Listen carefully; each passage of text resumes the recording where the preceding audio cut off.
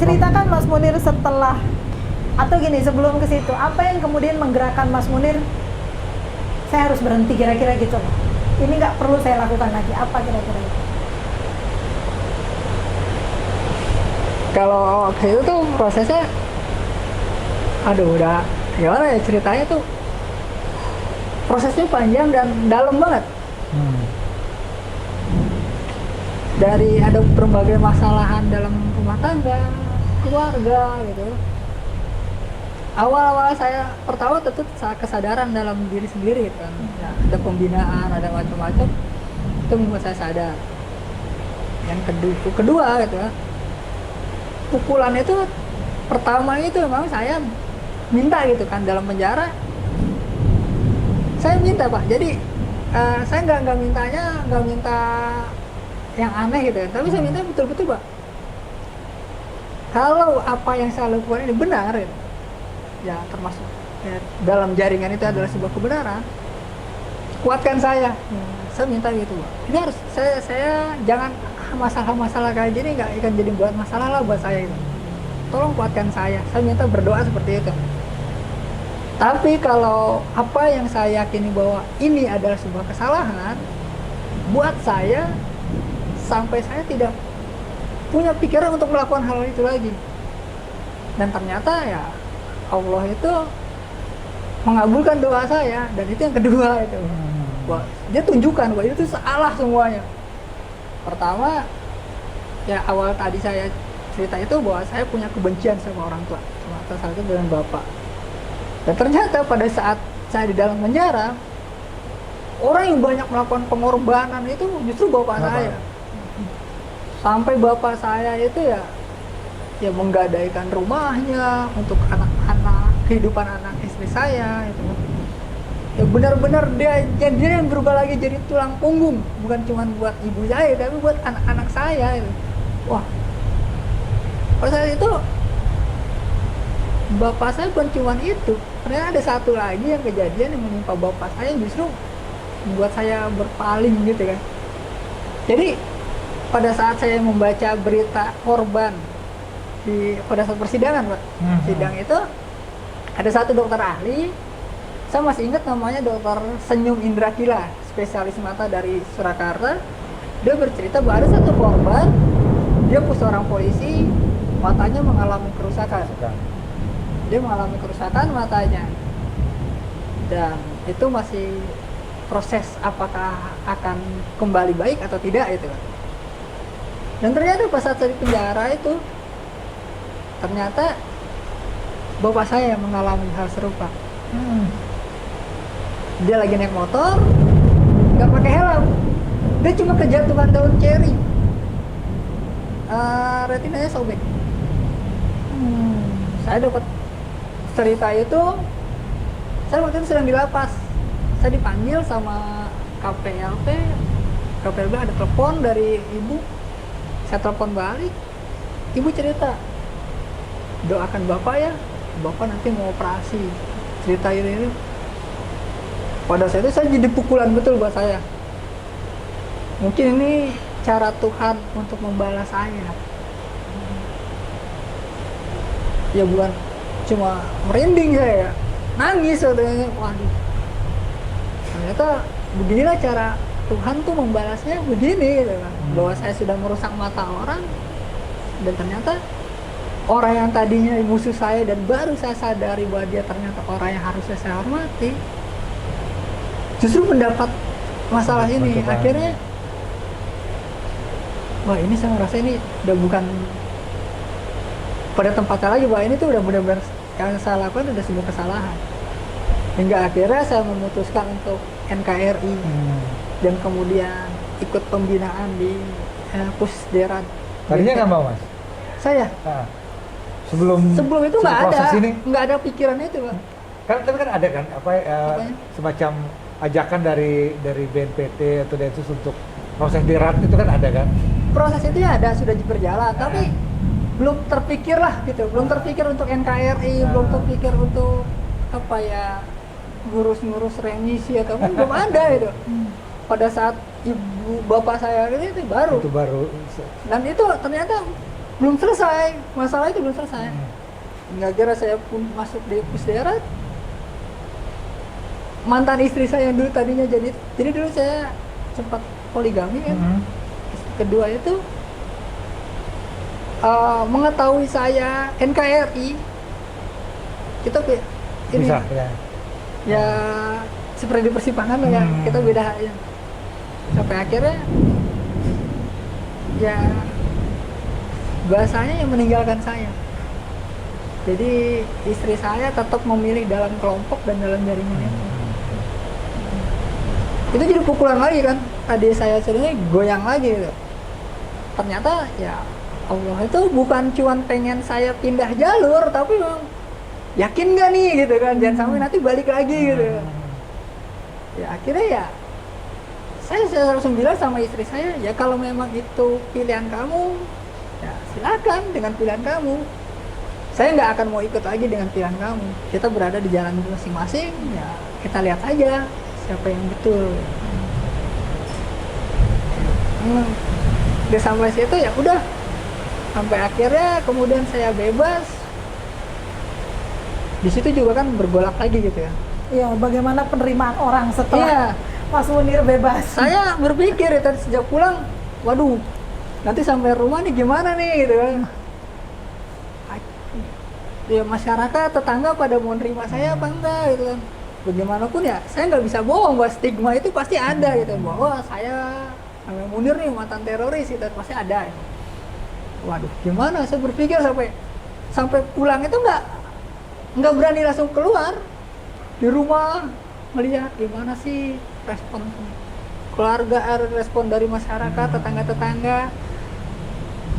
Akhirnya berapa hari kemudian baru orang tua ini dia ada tetangga datang ajak ngobrol, kemudian ya karena rumah saya tuh nggak jauh dari polsek, ada apa ya, Babin Kamtimas ya datang ke rumah ajak ngobrol, kemudian dia ngajak RT RW ngobrol di situ, kita ngajak ngobrol sampai akhirnya ya mereka istilahnya ayolah Nir kita kembali ke masyarakat, kita kumpul bareng, kita ini gimana cara berpikir untuk memajukan masyarakat. Ya dari situ baru ya sampai sekarang sebetulnya ya masih ada keraguan juga, cuman ya terkikis lah. Ayo dengan masyarakat mulai melihat juga kan, ya saya nggak ngapa-ngapain lagi, saya berbuat baik gitu kan, jadi ada support sistem gitu, ada support sistem di dalam masyarakat itu, tetangga-tetangga yang mendukung saya untuk jadi lebih baik. Akhirnya ya sebelumnya gitu kan, kalau dari Densus, dari BNPT sudah memberikan saya pembinaan, jadi itu kan sebuah support sistem yang ada gitu kan, dari para akademisi juga, itu jadi support sistem penguat. Tapi kemudian pas saya pulang, saya dapat lagi penguat yang baru lagi. Oh iya, masyarakat menerima saya. Jadi bagaimana saya gitu kan, kunci ada di saya melakukan kebaikan atau enggak. Kalau kita melakukan kebaikan, ya insya Allah masyarakat akan merespon yang baik.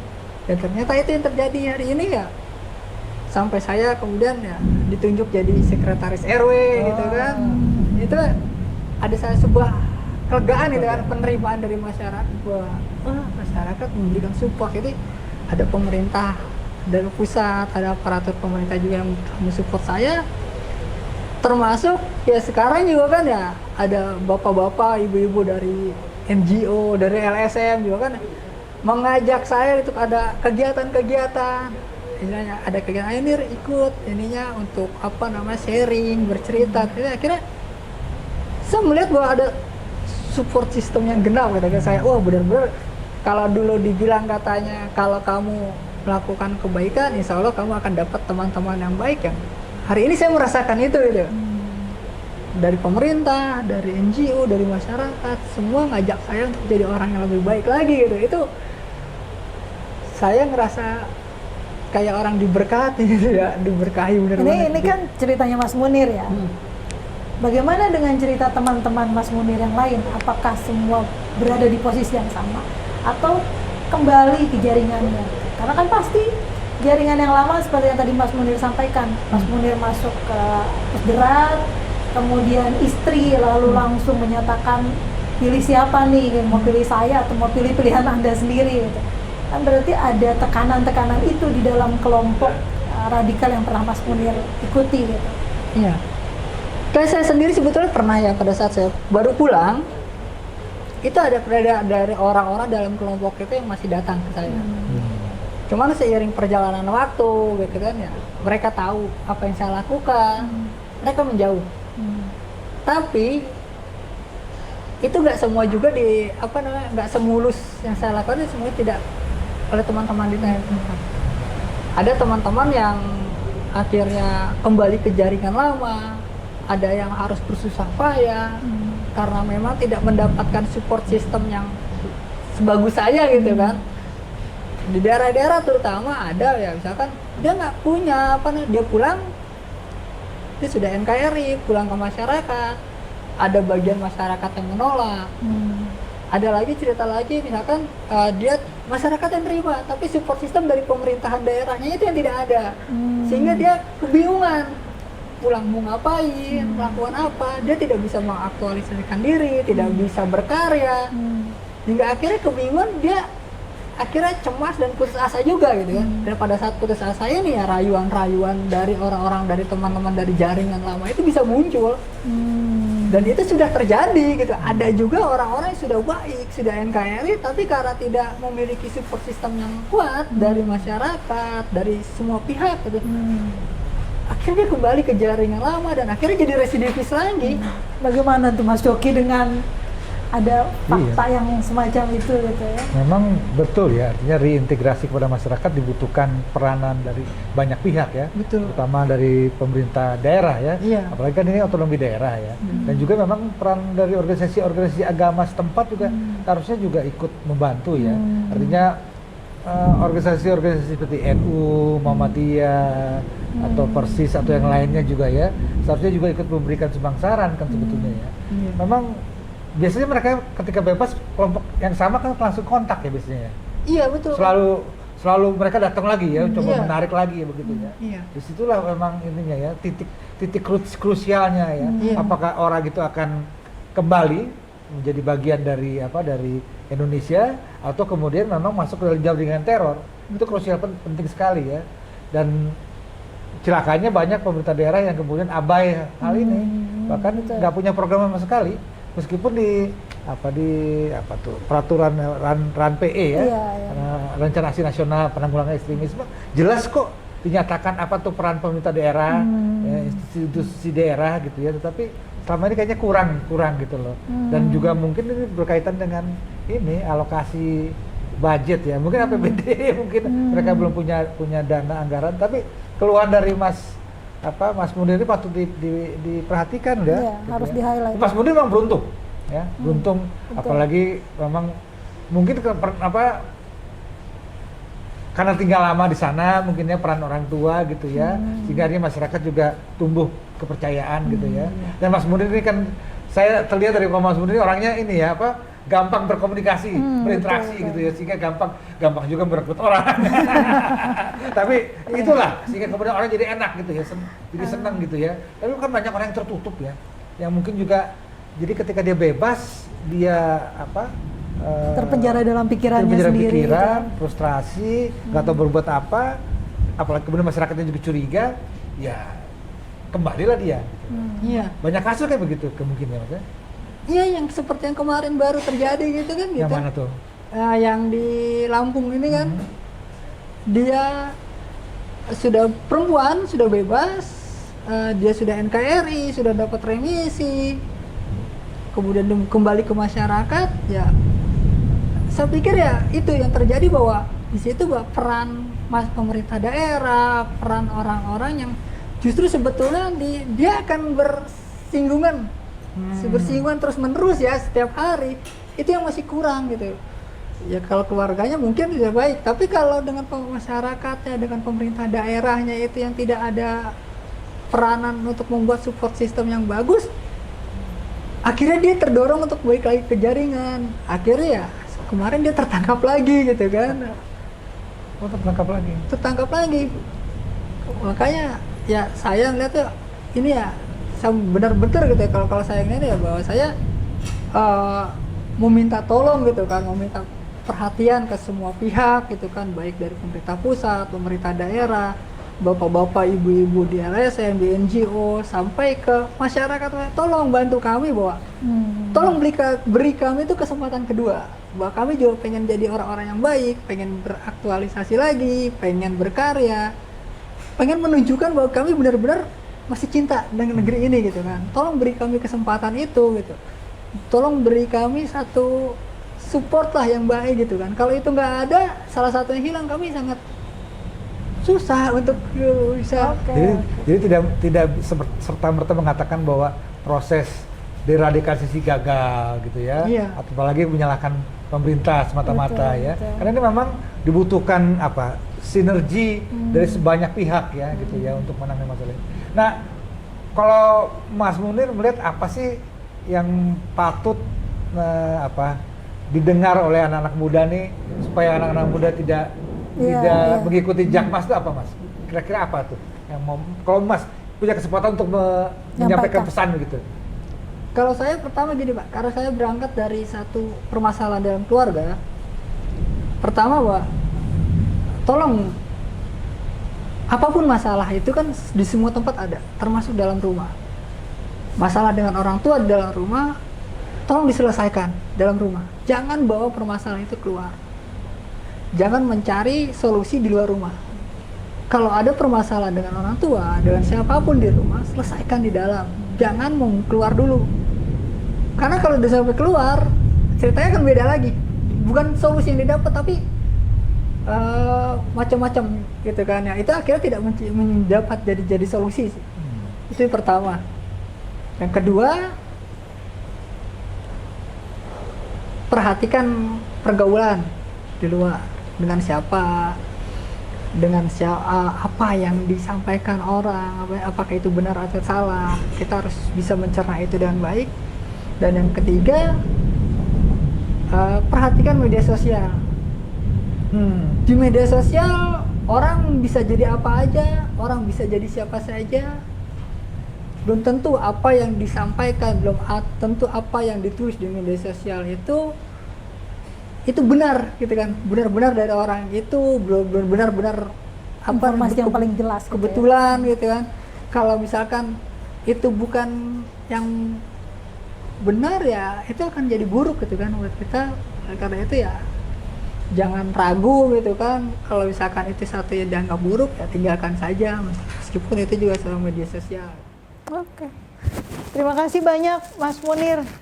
Ada banyak hal yang kita pelajari gitu ya. Dan ternyata untuk menjadi bagian dari satu organisasi teror itu prosesnya sangat humani sekali, alamiah sekali gitu. Mungkin kalau kita membaca berbagai macam teori gitu, itu seperti sesuatu yang direkayasa, propaganda gitu. Tapi faktanya kita belajar dari Mas Munir, ini sesuatu yang tumbuh dan mungkin orang tidak sadar terjadi perubahan perilaku dari dirinya sampai ke jadi seseorang yang baru. Apa yang sudah jadi pengalaman Mas Munir ini perlu menjadi pelajaran untuk kita semua, teman-teman setara. Bagaimana banyak hal ya, informasi-informasi itu perlu kita akses ulang, perlu kita filter ulang gitu ya. Apakah kita juga perlu merasakan apa yang tadi disampaikan Mas Munir tadi, bahwa ketika kita punya kegelisahan apakah harus keluar atau ke dalam gitu. Itu menjadi bagian-bagian kemanusiaan, sisi kemanusiaan kita yang juga perlu kita sadari. Terima kasih banyak Mas Munir. Sore ini sudah pukul 5:15. Makasih banyak Mas Coki. Sama-sama. Sudah mau hadir di sini. Mudah-mudahan Mas Munir masih mau banyak bercerita kalau kita undang lagi, karena kayaknya ceritanya belum selesai ini. Masih banyak yang bisa kita pelajari banyak, ya. Ini baru sekian itu. Kayaknya masih sedikit itu. Terima kasih banyak untuk teman-teman Setara. Silahkan terus tonton YouTube Setara, like, komen, dan subscribe YouTube Setara. Selamat berbuka puasa. Assalamualaikum warahmatullahi wabarakatuh.